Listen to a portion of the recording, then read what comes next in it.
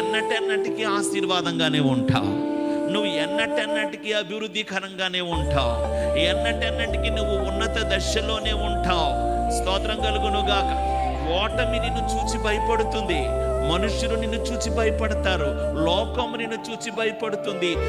వీరందరి ఎదుట నీవు ఏ ఆత్మీయత కోసం ఆరాటపడుతున్నావు? ఆత్మీయత అంటే దేవునితో ఒక బలమైన అనుబంధం నాకు కావాలి, దేవునితో నాకు బలమైన సంబంధం కావాలి, దేవునితో నాకు ఒక బలమైన సహవాసం కావాలి.